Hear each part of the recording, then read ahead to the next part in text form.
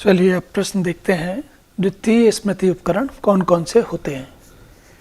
तो पहले तो इसका कारण समझते हैं कि इसकी हमको आवश्यकता क्यों पड़ती है।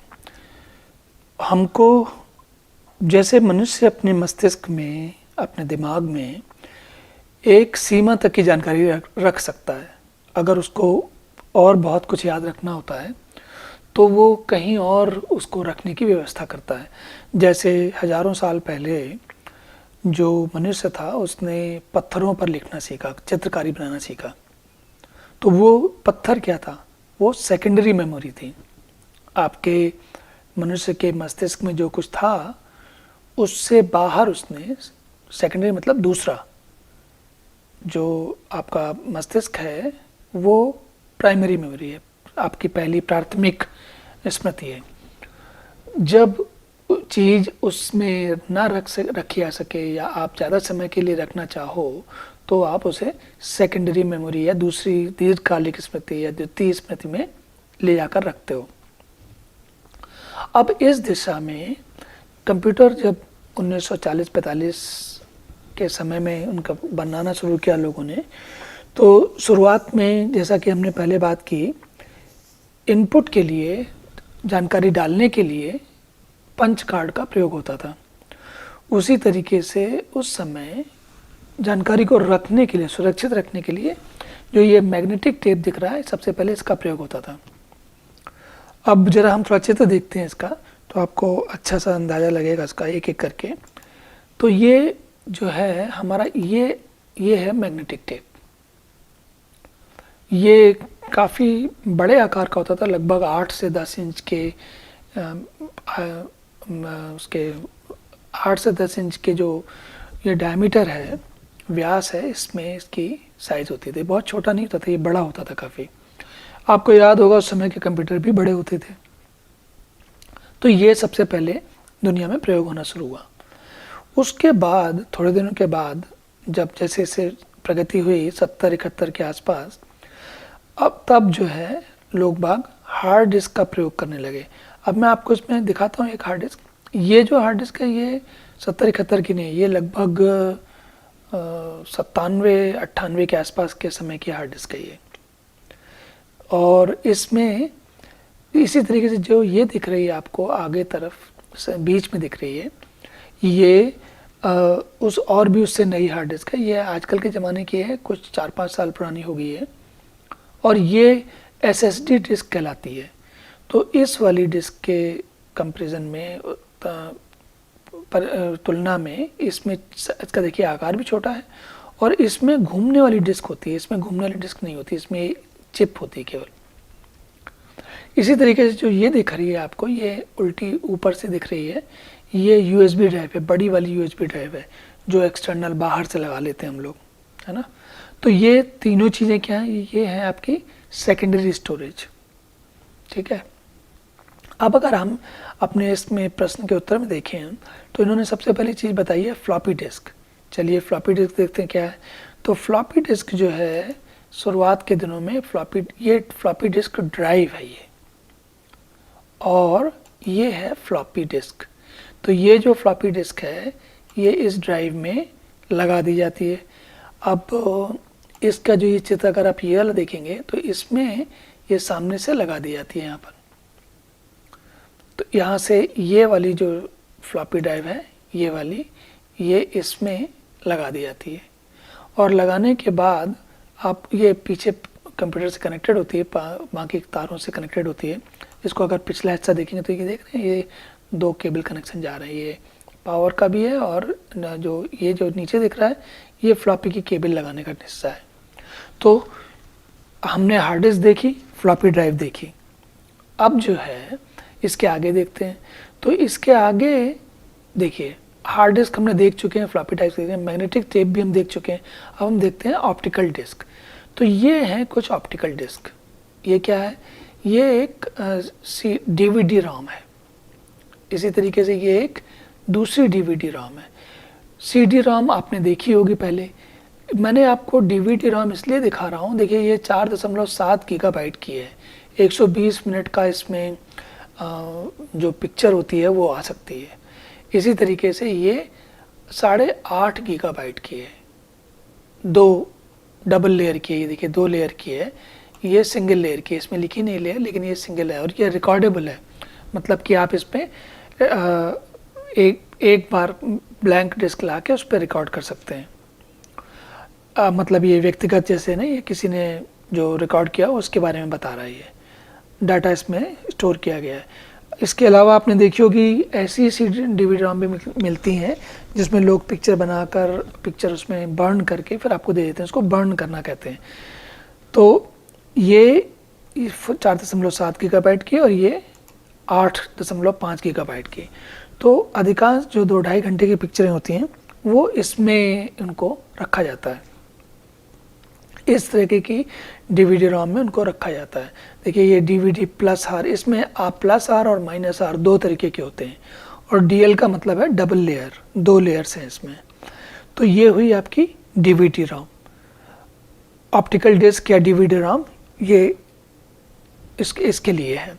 अब हम जाते हैं पेन ड्राइव पे। तो ये पेन ड्राइव जो है वो रही हमारी, देखिए इस चित्र में, इसमें नहीं है तो मुझे पेन ड्राइव कहीं और से ढूंढ के लानी पड़ेगी। पर पेन ड्राइव आपने देखी होगी, अक्सर पेन ड्राइव देखने को मिल जाती है। और इसमें से जैसे मैं आपको दिखाता हूँ, कहाँ होगी, ये वाली, हाँ इसमें देखिए ये जो है ये पेन ड्राइव है। तो पेन ड्राइव इस तरीके की होती है और अधिकांश लोगों ने देखी होगी, इसमें ये USB के सॉकेट में लग जाती है और इसमें भी कई अलग अलग तरीके की मतलब आकार की होती हैं। जैसे देखिए ये वाली जो है मुझे लगता है USB 3.0 है, तो ये लगभग 16 GB या 32 GB की पेन ड्राइव होगी, या 64 GB की भी हो सकती है। तो अब आप ये हमने अलग अलग किस्म की द्वितीय किस्मती देखी। तो इनमें से जैसे आपने ये मैंने कहा ना, ये सब दीर्घकालिक मतलब कि बहुत लंबे समय तक रखनी हो तब इनका प्रयोग किया जा सकता है। अब मैं आपको एक चीज़ और दिखाता हूँ, वो है इसमें देखिए ये है एक और चीज़, ये देखिए ये है टेप ड्राइव आजकल के ज़माने का। ये आजकल के ज़माने का नहीं है, लगभग 10 साल 12 साल पुराना होगा। और ये फ्यूजी फिल्म का ये मैग्नेटिक टेप है। तो जैसे पहले हमने देखा था गोल वाला, ये कुछ अलग टाइप का है। ये इस तरीके के पैकेज में कार्ट्रिज में आता है, इसको अल्ट्रियम 3 कार्ट्रिज कहते हैं। इसी में अल्ट्रियम 4 और फिर LTO ऐसे कई अलग अलग, ये 400-800 की है और कुछ 200-400 की आती थे, LTO 1, 2। तो इनके बारे में हम किसी दिन अलग से बात करेंगे। तो ये LTO अल्ट्रियम 3 है और ये इसका सामने वाला हिस्सा है, ये इसका उल्टी नीचे का हिस्सा है। तो इसमें ये देख रहे हैं आप, जब ये टेप ड्राइव में लगाया जाता है तो यहाँ से ये इस जगह से पकड़ लेता है और घुमाता है इसको।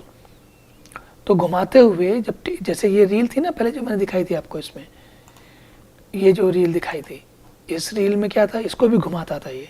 तो दोनों ही स्थिति में टेप को घुमाकर फिर उसे पढ़ा जाता है।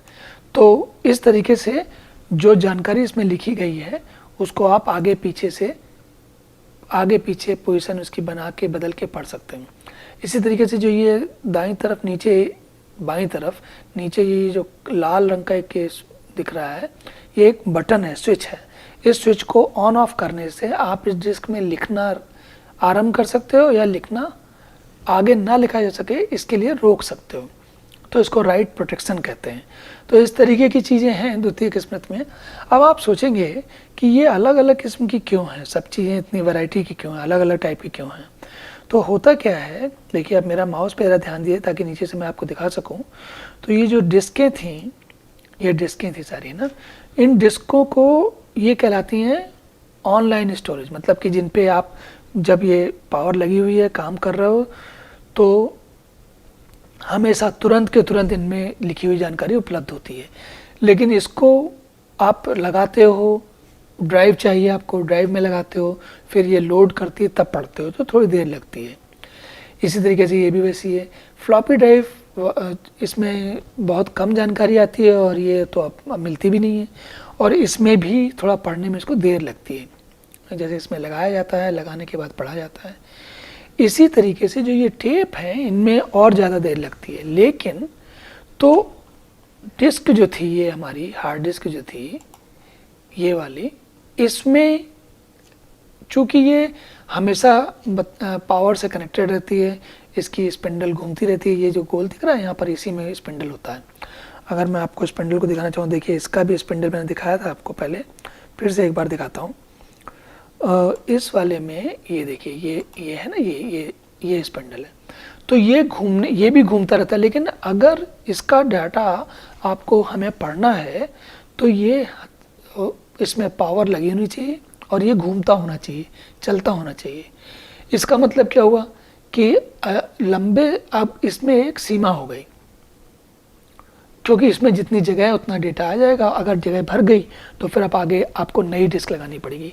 नई डिस्क लगाने के लिए कंप्यूटर को पावर उसकी ऑफ करनी पड़ती है, इलेक्ट्रिसिटी उसको बंद करनी पड़ती है, तब जाके लगा पाते हो आप, नहीं तो चलते उसमें पावर में नहीं लगा सकते इसको, नहीं तो खराब, ये डिस्क खराब हो जाती है। अब ये इस बारे में हम क्यों बात कर रहे हैं? इस बारे में हम इसलिए बात कर रहे हैं क्योंकि ये अगर इसको पावर लगानी है, इस तरीके की डिस्क की लिमिट है, तो आप सीमा है मतलब, तो आप इनको एक, और ये महंगी भी पड़ती है क्योंकि पावर लगी हुई है, तो पावर बनाने में महंगी पड़ती है, चलाने में भी महंगी पड़ती है, हमेशा पावर चलती रहती है ना, पावर ऑन होनी चाहिए तभी चलेगा सब कुछ, तो इस सब में इसका खर्चा बढ़ जाता है। और एक और समस्या इसके बाद भी है, मान लीजिए कि पावर एकदम से आई गई चली गई, तो स्पार्क में जब स्पार्क आ जाती है कभी कभी, तो ये डिस्क ख़राब हो सकती है। अब मान लीजिए आपने इसमें, ये आपकी कुछ 1-2 टेराबाइट की डिस्क है, उसमें आपने बहुत कुछ सारा सामान लिखा हुआ है, और एकदम से पावर आई गई, कुछ गड़बड़ हुआ, फ्लिप हुई, तो और इसका डिस्क ख़राब हो गई, तो आपका तो सारा जितनी भी मेहनत है सारी चली जाएगी।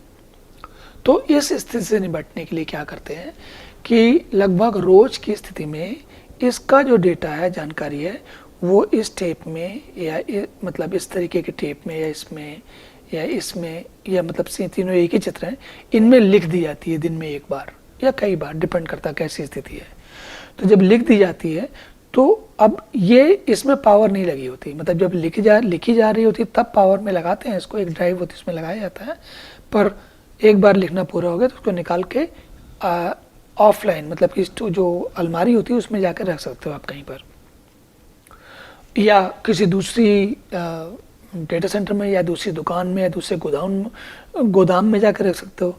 ऐसा इसलिए करते हैं हम क्योंकि अगर मान लीजिए अचानक आगजनी की घटना हो जाए और सारा डेटा सेंटर जल जाए, तो जो डिस्क में लिखा हुआ डेटा है वो भी ख़त्म हो जाएगा। तो इसलिए इसको इस तरीके के टेप में लिख के कहीं दूसरी जगह पे, सुरक्षित जगह पे रख देते हैं, उसको वॉल्ट कहते हैं। तो हम उसके बारे में भी कभी चर्चा करेंगे।